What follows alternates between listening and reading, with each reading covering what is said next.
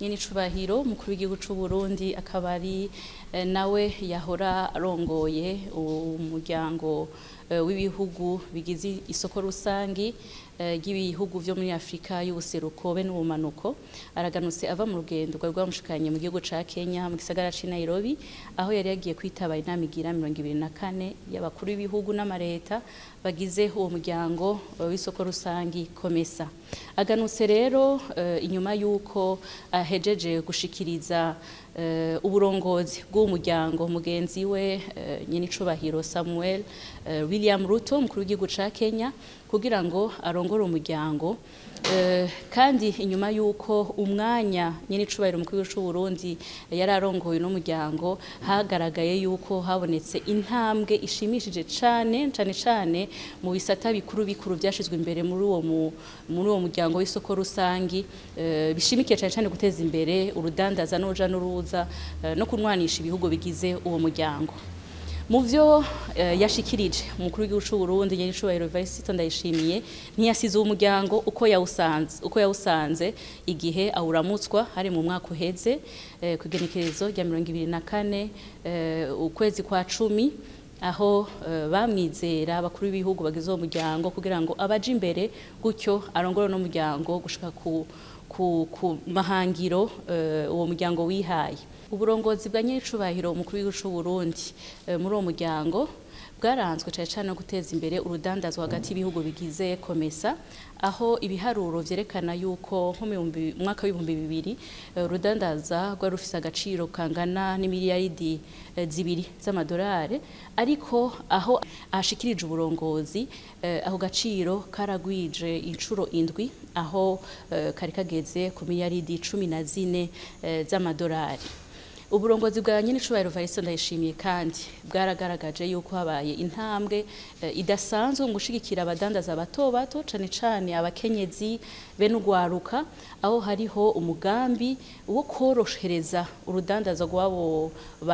bene igihugu bato kugira ngo bashobore koroherwa. Uwo mugambi mbere ukaba tangura mu gihugu c'u Burundi kuno kwezi nyene be ufatakanije n'igihugu ca Republika Iharanira Intwaro Rusangi ya Kongo. Ubu burongozi kandi bwa nyenicubahiro Evariste Ndayishimiye bwarashize ahabona yuko imitahe y'abanyamahanga ija mu bihugu vy'umuryango wa COMESA vyagwijwe incuro 154 akaba ari umurindi utari bwigere uboneka na hamwe mu miryango itandukanye y'ubutunzi iri ku mugabane wa Afrika. Ivyo rero bikaba bigaragaza yuko ingingo zifatwa kugira ngo zikwega abanyamitahe mu bindi bihugu ziriko zirerekana ivyamwa. Uburongozi bwa nyenicubahiro Evariste Ndayishimiye bwarashize ahabona kandi intambwe ishimishije mu bisata bitandukanye aho twavuga ngisata c'uburimyi aho dusanzwe tuzi yuko Sebarundi asanzwe ari n'umuhizi w'akarorero kuvyerekeye gutenza imbere igisata c'uburimyi aho ico gisata cateye intambwe ishimishije igisata c'ingenzi igisata c'ubutare igisata co kubaka inyubako eka n'ibindi bisata nkoramutima kandi biduza ubutunzi bw'ibihugu muri uwo muryango wa COMESA. COMESA ku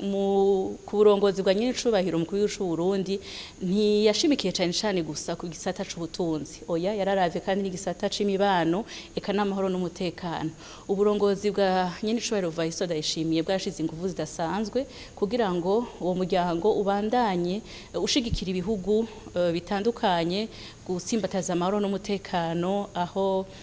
ahari umutekano muke eka aranaserukira uwo muryango mu manama mpuzamakungu atandukanye aho yashikirije ijwi ry'ibihugu bigize uwo muryango mu manama makuru ku rwego rw'isi. Umukuru w'igihugu c'u Burundi kandi arongoye uwo muryango COMESA yarashoboye no gushira imbere gushigikira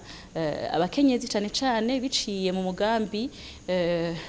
wiswe abakenyezi miliyoni 50 muri Afrika barafise ijwi. Uwo mugambi ukaba ufise intumbero wo guha akaryo abakenyezi ko nabo bagira ico baterereye mu buzima bw'igihugu cabo kuvyerekeye ubutunzi politike eka n'imibano. ubwo burongozi rero bwatanze ivyamwa vyinshi tutodondagura ngo duheze,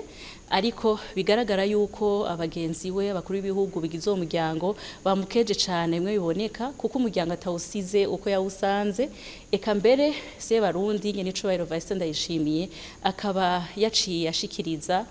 abagiye kurongora uwo muryango bagiye kumukorera mu ngata. Ugiye kurongora umuryango rero akaba ari nyene icubahiro William Ruto Samoei, umukuru w'igihugu ca Republika ya Kenya, akaba agiye gushigikirwa n'icegera ciwe nyene icubahiro Emerson Mnangagwa, umukuru w'igihugu ca Zimbabwe. Uburundi nabwo nyene bukaba bugiye kubandanya buri mu biro ndongozi vyo muryango nk'umunyamabanga. Rero nyene icubahiro agarutse afise novuga nti yandikishije amateka kandi kubwizo izo nyungu nizo ntambwe zishimishije jagaragaye, ariko kandi asuye kwemeza imbere y'amakungu ko Burundi koko bwashinze icumu mu mashinga, kandi Burundi burimwe abagabo, Burundi bushoboye kurongora umuryango wagutse kandi bukawushikana ku ntumbero no kuhihangiro uwo muryango wihaye.